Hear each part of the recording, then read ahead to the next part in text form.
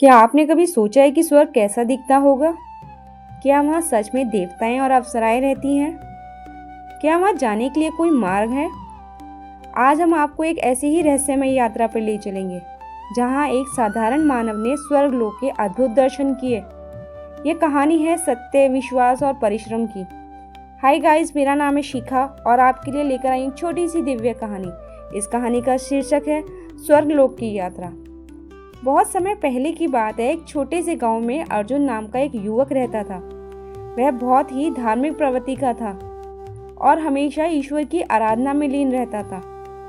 लेकिन उसके मन में एक प्रश्न हमेशा उठता, क्या स्वर्गलोक वास्तव में है?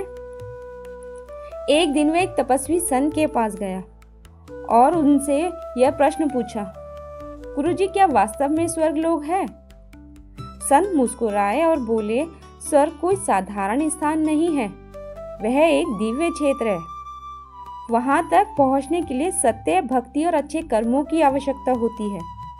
यदि तुम सच में स्वर्ग देखना चाहते हो तो तुम्हें कठिन तपस्या करनी होगी। अर्जुन ने निश्चय किया कि वह पूरी निष्ठा से तपस्या करेगा। अर्जुन ने जंगल में जाकर कठोर तपस्या शुरू करी। उसने कई वर्षों तक बिना किसी भोग विलास के केवल भगवान की आराधना की। उसकी तपस्या से प्रसन्न होकर एक दिन देवराज इंद्र स्वयं उसके सामने प्रकट हुए। वत्स अर्जुन, तुम्हारी भक्ति ने स्वर्ग के द्वार खोल दिए हैं। अब तुम स्वर्ग लोक का दर्शन कर सकते हो। इंद्रदेव ने अर्जुन को एक दिव्य विमान दिया जो प्रकाश की गति से चलता था। जैसे ही वह विमान में बैठा, उसे एक अद्भुत अनुभव हुआ। नीचे पृथ्वी छोटी होती गई और चारों ओर एक स्वर्णिम आभा फैल गई। अर्जुन की आंखें चमक उठी। उसने देखा कि स्वर्ग लोक अद्भुत था। यहाँ सोने चांदी से बने महल थे जो आकाश में तैर रहे थे। वहाँ सुगंधित फूलों के बगीचे थे जहाँ पक्षी मधुर स्वर में गा रहे थे।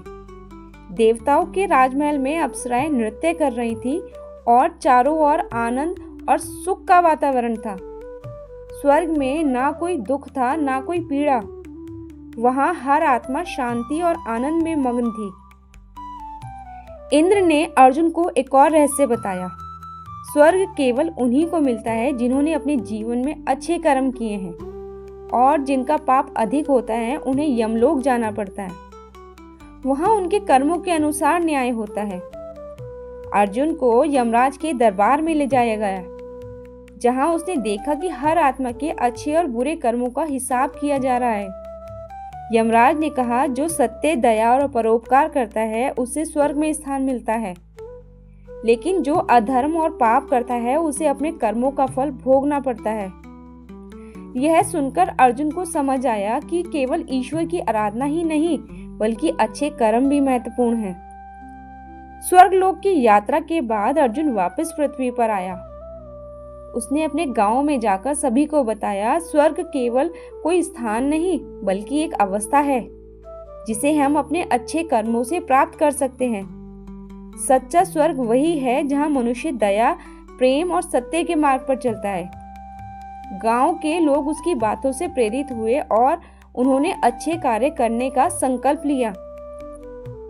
तो दोस्तों, इस कहानी से हमें यह सीख मिलती है कि स्वर्ग केवल एक भौतिक स्थान नहीं, बल्कि हमारी आत्मा की शुद्धता और हमारे कर्मों पर निर्भर करता है। यदि हम अच्छे कर्म करें तो यही पृथ्वी पर स्वर्ग का अनुभव कर सकते हैं। कहानी अच्छी लगी हो तो इसे लाइक कीजिए, कमेंट कीजिए और हाँ, हमारे चैनल को सब्सक्राइब करना ना भूलें। मिलते हैं मेरी नेक्स्ट मोटिवेशनल वीडियो में। वीडियो देखने के लिए धन्यवाद।